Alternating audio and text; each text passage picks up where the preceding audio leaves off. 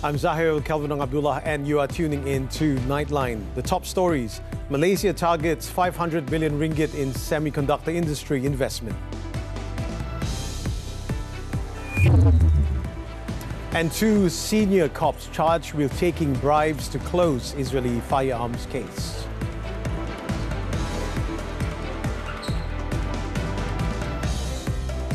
Malaysia's semiconductor industry is set to experience a further boom under the National Semiconductor Strategy (NSS), with the nation set to woo at least 500 billion ringgit of investments in the first phase of the plan. While describing the NSS as a living document, evolving as needed, Prime Minister Datuk Seri Anwar Ibrahim highlighted that Malaysia remains steadfast in its aspiration to become a major global player in technology powered by the semiconductor industry.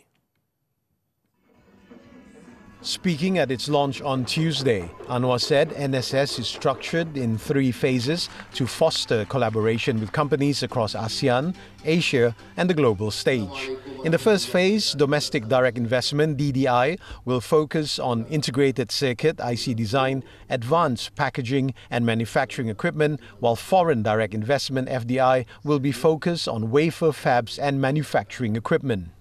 By phase 2, we want to establish at least 10 Malaysian companies in design and advanced packaging with revenues between 1 to 4.7 billion ringgit or 210 to $1 billion, and at least 100 semiconductor-related companies with revenues close to 1 billion ringgit, $210 million, creating higher wages for Malaysian workers.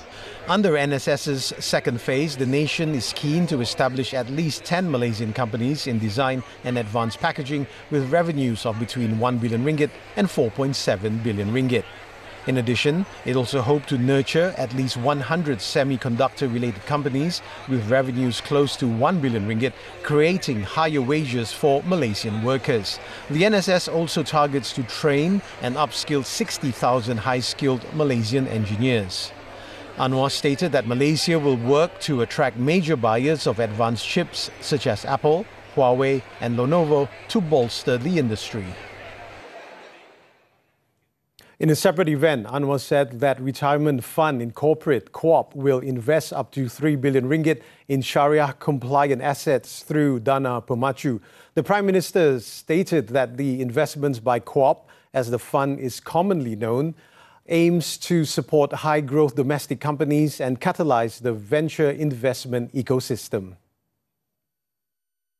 Anwar said this in his keynote address at the Global Forum on Islamic Economics and Finance on Tuesday.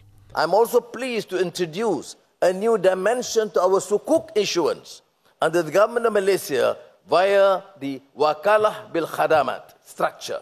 We plan to finalise this sukuk by 2025, as well as we work to complete all required arrangements and preparation. The investments will be part of the 6 billion ringgit Dana Pemacu run by Co-op and executed through separately managed account funds in partnership between local and international investment managers across private equity, infrastructure and real estate asset classes. Meanwhile, to assist halal businesses in Malaysia to transition to greener and sustainable practices, Anwar said the Islamic Development Bank, Bank Negara Malaysia and the World Bank have collaborated to introduce a pilot program on greening halal business. On another note, Anwar has assured the people that measures are in place following the announcement of the rationalisation of the diesel subsidy program, saying the government has taken appropriate measures in ensuring it will not burden the people. This includes through the insurance of a fleet card to logistic companies, in addition to the channeling of the Budi Madani subsidy to eligible vehicle owners.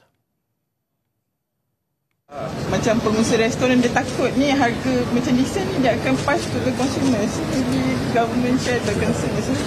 We have taken enough measures, adequate measures. Okay. He explained that any announcement regarding diesel price float will be made by the second Finance Minister, Datuk Seri Amir Hamzah Azizan. On the proposal to increase the number of companies receiving diesel subsidies under Budi Madani, Anwar said the matter will be decided by the Transport Ministry and the Domestic Trade and Cost of Living Ministry. On another matter, the Prime Minister said he's leaving it to the authority regarding any need for investigation into the awarding of contract of the Demand Responsive Transit DRT pilot project. The contract was awarded by the Selangor State Government to a company linked to the husband of a cabinet minister. Itu serah pada authorities. Kalau ada orang ada report, they should be transparent in their investigations. Kalau ada report, ada siasatan dan patut ada penjelasan apa proses dia. Saya ingat itu harus dianggap sebagai satu kes biasa dan patut disiasat. Saya tak ada masalah. Last week, Selangor Exco Zahir said that the Asia Mobility Technologies was one of the two companies selected for the DRT pilot project. Both companies have also obtained the approval of the Land Public Transport Agency, APAD. Commenting on the Prime Minister's statement, Malaysian Anti-Corruption Commission MACC Chief Commissioner Tan Sri Azam Baki confirmed that the MACC's preliminary investigation did not show any wrongdoing in the awarding of the contract.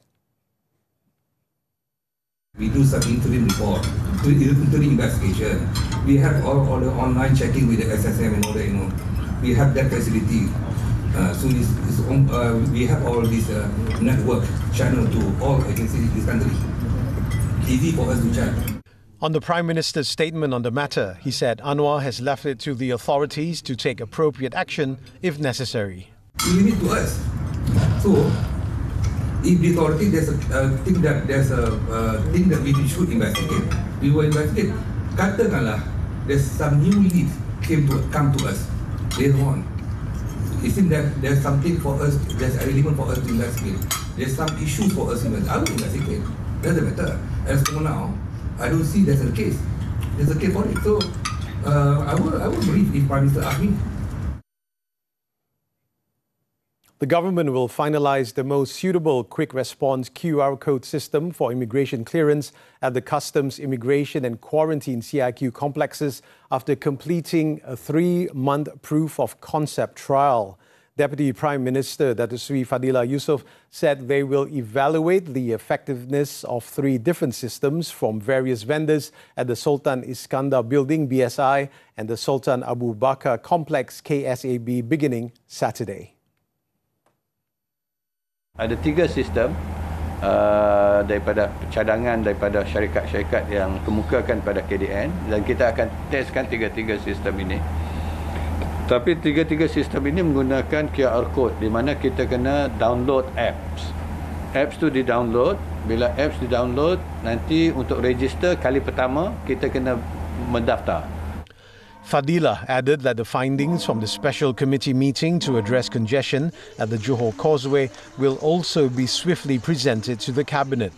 The introduction of the QR code system aims to address congestion at both Malaysia-Singapore entry points. The concept allows travellers to pass through immigration without taking out their passports, which is expected to save travel time by an average of 50%. The first phase will involve Malaysians travelling to Singapore by bus at BSI and motorcyclists using the automated M-Bike immigration clearance system at KSAB. In a related matter, Malaysia will enforce the Vehicle Entry Permit VEP for all foreign vehicles entering from Singapore beginning October 1st. Transport Minister Anthony Loke clarified that the regulation would apply to entry points at both the BSI and KSAB. This move will ensure that all road users fully comply with Malaysian road regulations. Anyone driving a foreign motor vehicle without VEP before entering or while in Malaysia may be fined up to 2,000 ringgit or imprisoned for up to 6 months. Those who have committed a road offence or have outstanding summonses will also have to settle them before they are allowed to leave the country. According to records, about 70,000 Singapore-registered motor vehicles have registered and activated the VEP tag compared to over 200,000 motor vehicles that have registered but have yet to install their VEP tags. A police assistant commissioner and a deputy superintendent claimed trial at the Kuala Lumpur Sessions Court to charges of accepting 1.25 million ringgit cash in bribes from a businessman to close a probe allegedly linked to the use of cryptocurrency to purchase firearms by an Israeli man. Both officers pleaded not guilty before Judge Azura Alwi. The accused were Bukit Aman Forensic Accounting Investigation Assistant Head, Assistant Commissioner Chin Kiam Kong, 54, and the Unit Head of Cryptocurrency Investigations, Deputy Superintendent Suhairon Abdullah, 42. On the first and second charge, Chin and Suhairon were accused as officers of the police force of having the common intention to agree to accept and dishonestly accept 1 million ringgit from the 28-year-old Ku Zizian as gratification to assist to close investigations. They had committed the offences on April 8th at the Commercial Crimes Investigation Department's Forensic Accounting Investigation Cryptocurrency Division meeting room and the car park at Jalan Tun Razak. Separately, in the same court, Chin claimed trial to two more charges of dishonestly agreeing to accept 250,000 ringgit in his capacity as a police assistant commissioner from Ku to close investigations on a cheating case. He allegedly committed the offences on April 18 and 19 at the division's meeting room and at a car park behind Menara KPJ. The offences, which were framed under the Malaysian Anti-Corruption Commission (MACC) Act 2009, provides a maximum 20-year jail term and a fine not more than 5 times the bribe sum or 10,000 ringgit, whichever is higher, upon conviction. Judge Azura set bail at 40,000 ringgit with 1 or 2 sureties for each accused. She ordered them to surrender their passports to the court until case disposal. She allowed all the cases to go on trial together and fixed July 30th for mention. Going for a short break. When we return, 3 more countries recognize Palestinian state.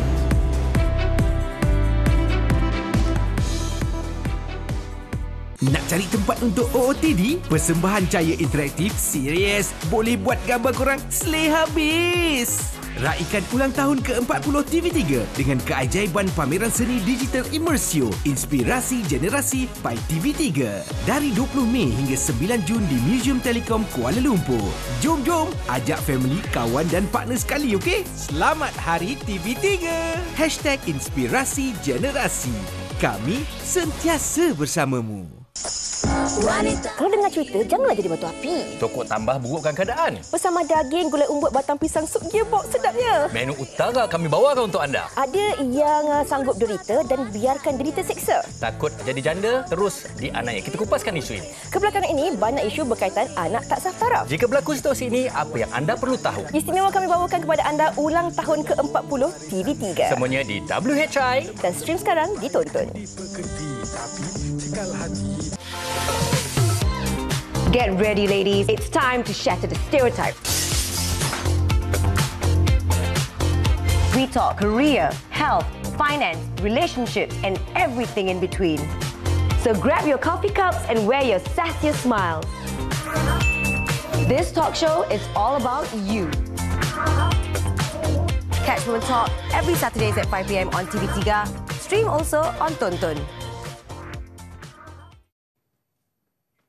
News from the foreign front. Spain, Norway and Ireland have moved to formally recognize a Palestinian state on Tuesday in a coordinated effort by the 3 Western European nations designed to add international pressure on Israel. Spanish Prime Minister Pedro Sanchez, in a televised address from Madrid, said that this is a historic decision that has a single goal: to help Israelis and Palestinians achieve peace. Ireland and Norway soon joined Spain in formalizing a decision they had jointly announced the previous week, and the Palestinian flag was seen raised in Dublin outside Leinster House. Tel Aviv, however, slammed the diplomatic move and said that it will have no immediate impact on its grinding war in Gaza. Meanwhile, in a shocking turn of events, Israeli Prime Minister Benjamin Netanyahu on Monday said that an airstrike that killed dozens of Palestinians in Rafah was not intended to cause civilian casualties and would be investigated. During his speech in the parliament, Netanyahu claimed that despite the regime's utmost effort not to harm civilians, something unfortunately went tragically wrong. He added that an investigation has been launched into the incident and conclusions will be reached. In the Philippines, at least 7 people had been killed by Tropical Storm Eugenia, which hit the country on the weekend. One casualty was reported in the Misamis Oriental province, while 6 others were recorded in the Quezon province. Among the deceased were 2 men, aged 56 and 22, who drowned, and a 39-year-old man who was hit by a falling tree. Eugenia, which was heading towards the east coast of Japan, sustained winds of up to 130 kilometers per hour and gustiness of up to 160 kilometers per hour. It brought strong winds and heavy rain in provinces south of the capital, shutting down airports and seaports, as well as disrupting power supply.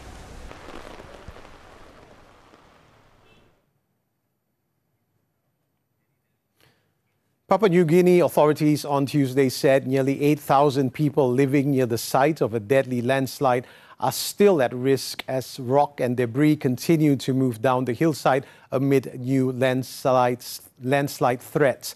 An alert for a potential evacuation has reportedly been put out as rescue workers are trying to remove at least 7,900 people from the area.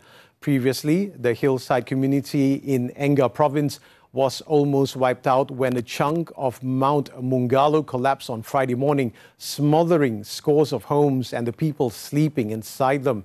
The country's disaster agency feared that over 2,000 people were buried, but only 5 bodies and the leg of a 6th have so far been pulled from the rubble. According to the United Nations, it is difficult to establish an exact death toll as access to the site and those buried under the mass remain difficult. Hong Kong police arrested 6 people on Tuesday under the city's new security law for posting messages with seditious intentions online. One of those arrested was a prominent activist who has been jailed since 2021, Chow Hang Tung. Authorities stated that Chow had been posting messages deemed seditious on an anonymous page through the 5 others since April 2024, with the aim to incite hatred towards the central authorities, the city government and the judiciary, and to encourage netizens to organize or participate in illegal activities later on. Chow was former leader of now disbanded Hong Kong Alliance that organized annual candlelight vigils in Hong Kong to mourn victims of the Tiananmen Square protests and massacre.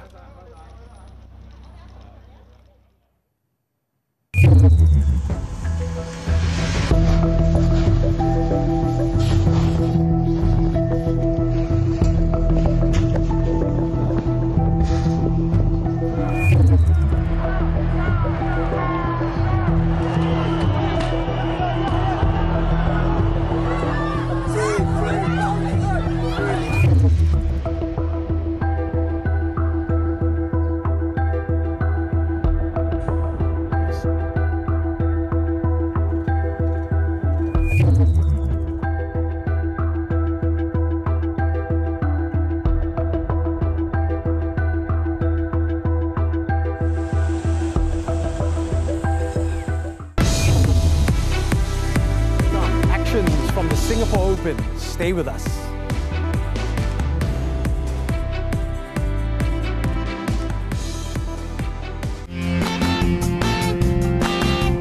Tertuduh telah menetap berkali-kali Tengku Sri Mati. Ini merupakan satu tragedi, bukan hanya kepada mangsa tetapi juga kepada tertuduh di dalam kes ini. Tertuduh telah menanam mayat Sri Mati di atas tanah perkuburan orang lain.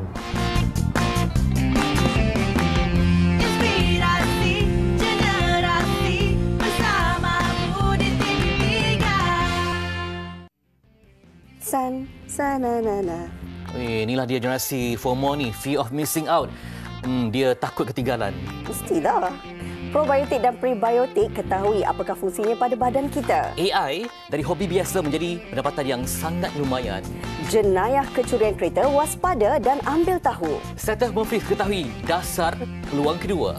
Semua ini di MHI setiap Isnin hingga Jumaat. Juga di aplikasi tonton. Hanya di TV3. Get ready, ladies. It's time to shatter the stereotype. We talk career, health, finance, relationships, and everything in between. So grab your coffee cups and wear your sassiest smiles. This talk show is all about you. Catch Women Talk every Saturdays at 5 p.m. on TV3. Stream also on Tonton.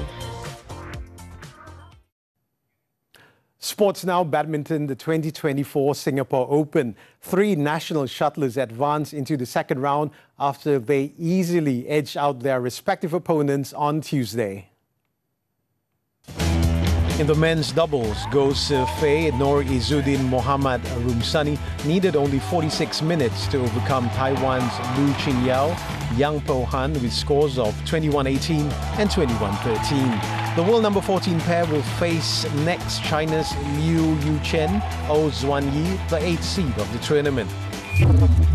In the mixed doubles, Chen Tangji and To Yi-wei defeated compatriots Hu Pangron and Cheng Su-yin 21-15 and 21-17 in just 30 minutes. The world number 9 duo will battle Matthias Christensen and Alexandra Boge of Denmark for a place in the last 8.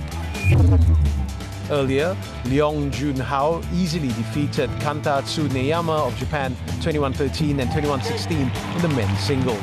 He will next face either compatriot Lee Zijia or the tournament's 7th seed Anthony Ginting of Indonesia next. Turning to tennis, the 2024 Roland Garros. Frenchman and home hope Gael Monfils roared through to the second round after clinching a convincing victory over Thiago Seyboth-Wild on Tuesday. Monfils, backed by a raucous home crowd, put in a typically flamboyant performance to beat the Brazilian 6-2, 3-6, 6-3, 6-4. The 37-year-old is set to face Italian 30th seeded Lorenzo Musetti next. Earlier, Rafael Nadal may have played his last match at Paris after suffering a 3-6, 6-7, 6-7 defeat to 4th seeded Alexander Zverev in the opening round. Nadal showed numerous glimpses of the form that has taken him to a record 14 Roland Garros titles, but the 37-year-old ultimately ran out of steam despite a typically battling display. In the women's category, world number 4, Elina Rybakina recovered from a rocky start to comfortably beat Belgian Greet Minnen 6-2, 6-3. The Kazakhstani will meet either Dutch Rancia Roos or Angelique Kerber of Germany in the round of 64.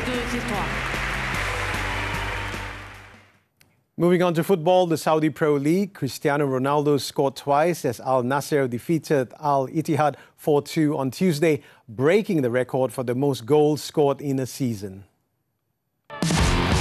The Portugal skipper opened the scoring for the hosts with a low shot in the final seconds of the first half. The 5-time Ballon d'Or winner then scored his second in the 69th minute to bring his league tally this season to 35 goals, one more than the record in 2019.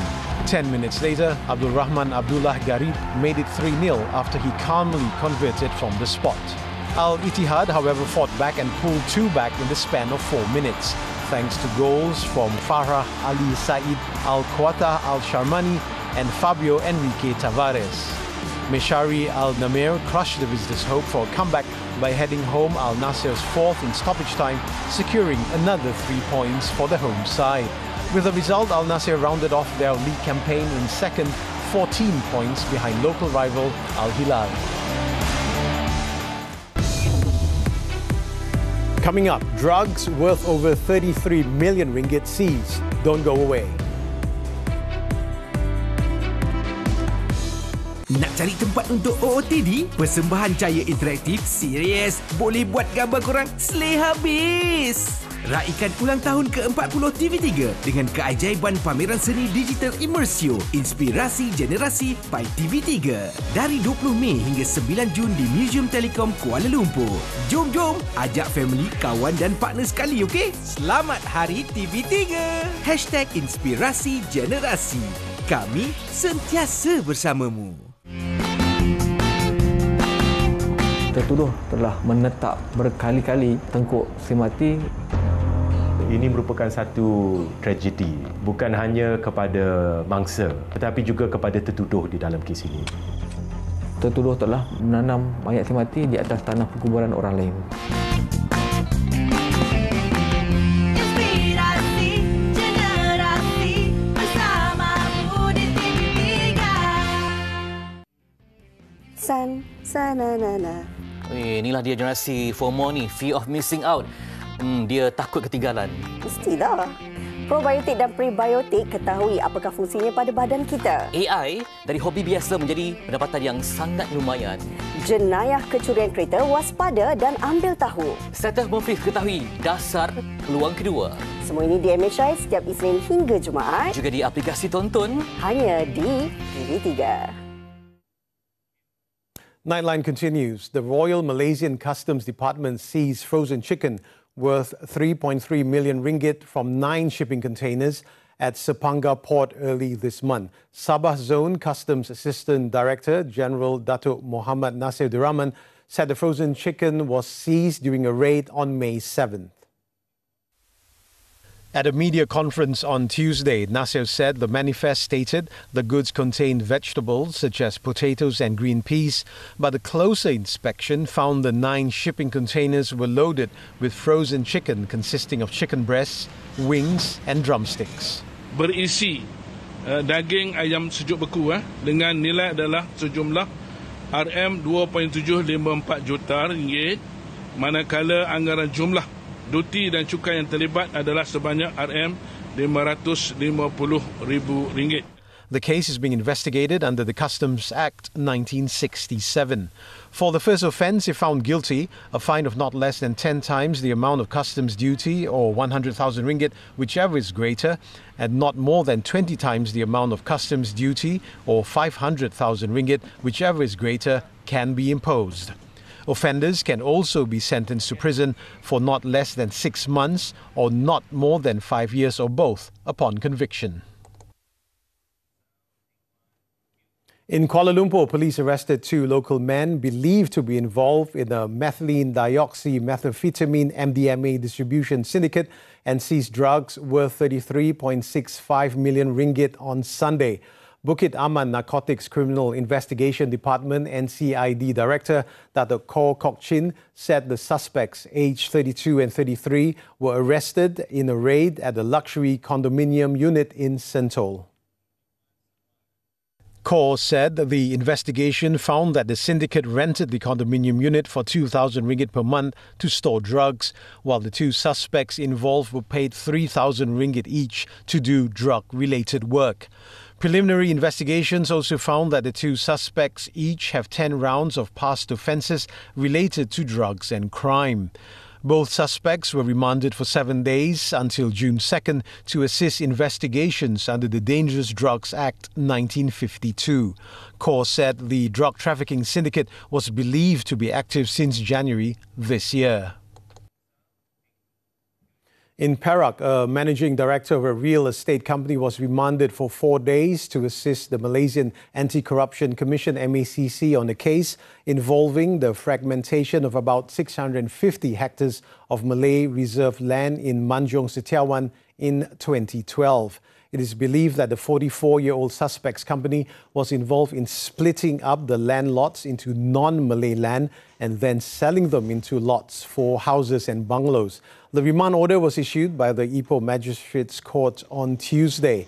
It is understood that the MACC investigation also found a total of 317 lots that were divided and sold to individuals and companies, most of whom were non-Malays.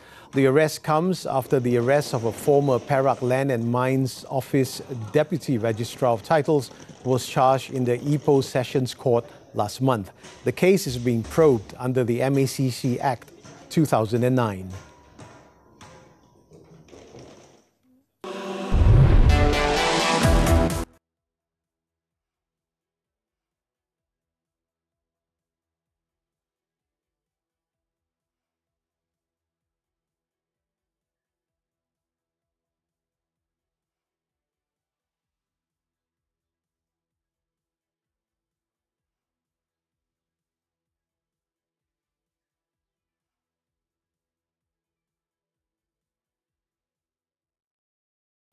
Before we conclude this edition of Nightline, let's take a look at enthusiastic participants in Florida who race homemade boats made from plywood and duct tape in the 33rd Annual Schooner Wharf Minimal Regatta. With that, I'm Zahir, Kelvin, Abdullah. Thank you for tuning in and take care.